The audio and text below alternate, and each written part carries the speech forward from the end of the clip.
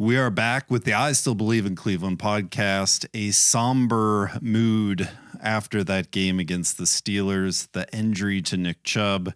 We are forced to put on some sort of positivity as we face the Titans. Eric, let's go to you first here. Browns forced to move on, but this was just a really difficult Monday night game, Monday night loss. How do you look forward to this Titans game? Yeah, well, I will say it's always demoralizing losing to a lesser team, a team with less talent, but the Browns have been perfecting that pretty much since 2018 when they actually had expectations. That being said, the Titans kind of drew up their game plan last week and stuck to it in their win over the Chargers. They ran for 141 yards. They were pretty smart at the quarterback position. Ryan Tannehill passing 20 out of 24 for 246 yards. And they limited one guy on the team with a solid outing outside of the quarterback. Keenan Allen, 111 yards, 2 touchdowns. They pretty much didn't allow anything on the ground. Obviously, the Browns' running game took a large hit this past week. Jerome Ford still eclipsed the 100-yard mark, but I don't know what that's going to look like in weeks 3 through the rest of the year. So I anticipate the Browns are going to be pivoting more to a passing attack and sprinkling in the run. But as you saw on Monday night, Deshaun Watson's performance leaves a lot to be desired. So a good passing day with multiple touchdowns would be greatly welcomed, but also not being flush from the pocket and being accurate, hitting your receivers in stride would be very welcomed. I like to think that we're not going to be facing a defensive line as good as the Steelers, but they do have Jeffrey Simmons for one, and they have a pretty decent defense. So it's not going to be easy, but if we can break some of their tendencies and, kind of force them to have to play catch up, I like our chances. But for now, I think Vrabel knows exactly how to win games, and he's kept both their games close. They lost the first game by a point, and they won their second game in overtime. So don't expect a blowout on this one.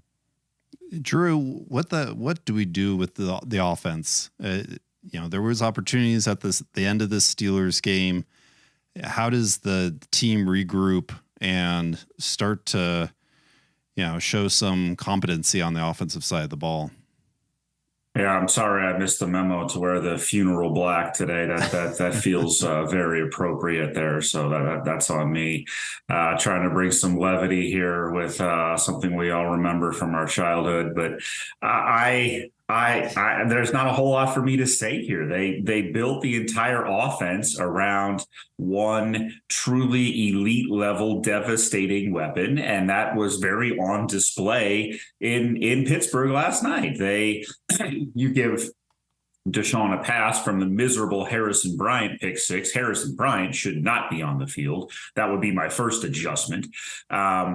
But you give them a pass for that, and then they went right down the field, had to settle for a field goal, had a tough sort of second drive there with a penalty, but missed a field goal on the turnover, and then went right down the field and scored a touchdown. And that's when Nick Chubb got hurt. They were able to cash that in for 8 points, actually, because the Steelers jumped off sides. But it was very clear that what they had was most likely going to work because Nick Chubb was just flat out better. He was the best, he was the second best player outside of TJ Watt on the field, and the Pittsburgh Steelers simply could not stop him. And I don't think any team could stop him. And I think that's what they built the whole offense around. And that was the reason for optimism for this team. They have an elite level defense that was on display again last night. If the offense doesn't spot the Steelers 14 points, the team wins that game fairly handily. But they did. And that's the concern that I have with this team. I think they struggle to pass block for as long as these slow developing play action plays that Kevin Stefanski likes to call. There's some video out there where there's Amari Cooper wide open on this crosser. They even sort of rolled the pocket out to the right to try to give some more time.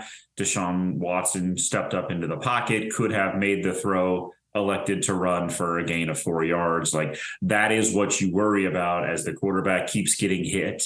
as they show in and TJ Watt sort of jumped in at the end of the post game interview saying that they knew on the fumble play, they knew for certain it was play action pass. That's what the Browns run when they're trying to generate some sort of downfield pass. Everything is play action, and they don't respect that.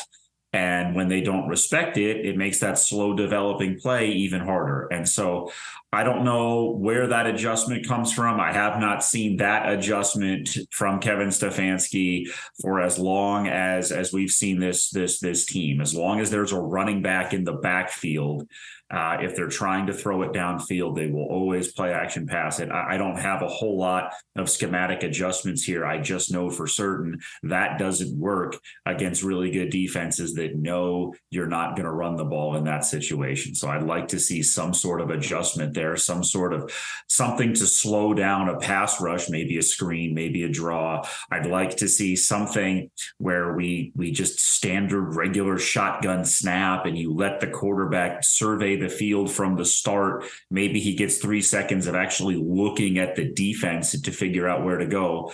I don't have a whole lot of answers here, which is what makes this so sad. This is such a promising season, right? You think about whatever this was now. You think back to when they beat the Bengals, when they just dominated them with an elite level defense, a great running game, and a quarterback and a passing game who could be just good enough. And now you know that is not going to be good enough to win this year. I don't know where they go from here.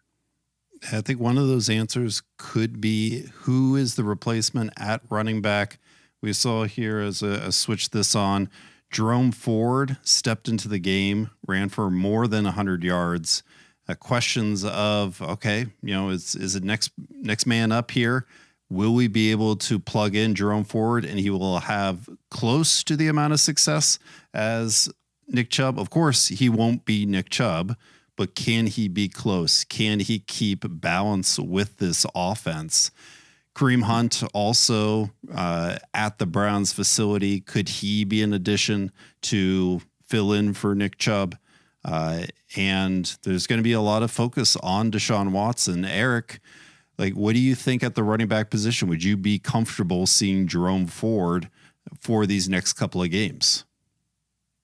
It depends on what they do with another back. I would like them to bring in another veteran. If it's Kareem Hunt, if it's, I can't think of too many other guys, but if it's another reliable veteran, I would be fine with keeping Jerome Ford as the starter, but I wouldn't have him be the workhorse because obviously he hasn't proven it. If it is a veteran like a Kareem Hunt or, like I said, somebody of that caliber, then I'd be fine mixing them in, but I wouldn't expect him to have 20, 25 carries a game. The main problem I see with this running attack, or I guess running the ball or having the ball in somebody's hands, is giving it to the other team. They've been doing that in a plethora of times these last two games, whether that's Deshaun Watson trying to convert a 4th and 1, whether that's getting a strip sack, whether that's Jerome Ford fumbling the ball against the Bengals.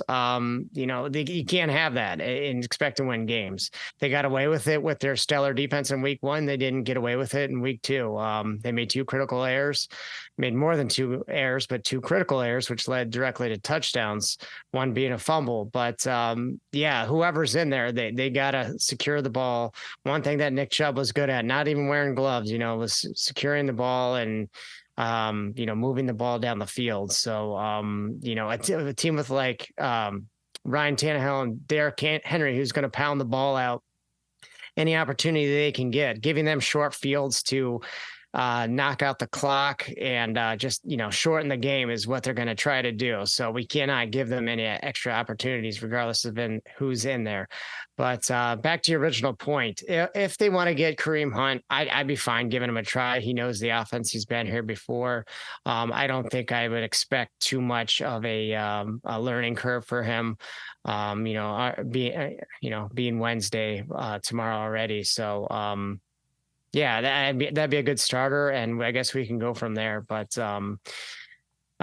not to pat myself out in the back, but one of my main concerns of this year was the backup running back, which is now the starting running back. So I think you're being too hard on Jerome Ford. I think he is a fine backup running back. I think he would have been fine to give this team 4 or even 5 games where they could have gotten to 2-2 or 2-3 without Nick Chubb. I think he is a fine sort of a talent. I think he's going to show himself to be a perfectly adequate running back. I think the problem, Ryan, is that they're built around elite level superstar, and to be perfectly adequate can get you by for a couple of games, but it's not going to get you through 15 games and almost an entire full season. So to Eric's point, I would look for them to certainly add another back. They sort of have to. They only have 2 on the roster. They're not going to play the entire season with just 2 running backs the rest of the way through. One of the names that I think is interesting is Cam Akers from the Rams. They were high on him before. I think that is a name you can get without giving up too much draft capital. I think the Rams would be happy with some sort of mid-round pick for him, somewhere in the maybe 4 or 5 range. And I think if you're serious about your season, you could plug him in along with Jerome Ford, and maybe you get above average level running game, and you hope your passing attack makes a significant jump. And we just don't have reason to believe that it will at this point. Need to see the passing game grow as we face the Titans here Sunday. We'll be in Cleveland, got the home field advantage. I think the crowd will. It's still early in the season, so there's still. I'll be at that game for what it's worth. We'll have to meet up. Absolutely. Well, we'll bring the belief to that game. Hopefully the crowd is loud. A very important game. Have the Ravens afterwards, a bye week, 49ers. This is a very difficult part of the schedule. Titans are one of those challenges. There are some easier games later on in the schedule. This is a very important game for the Browns to show that they will continue to compete and be one of the better teams in the NFL. We'll be watching. You guys will be there live.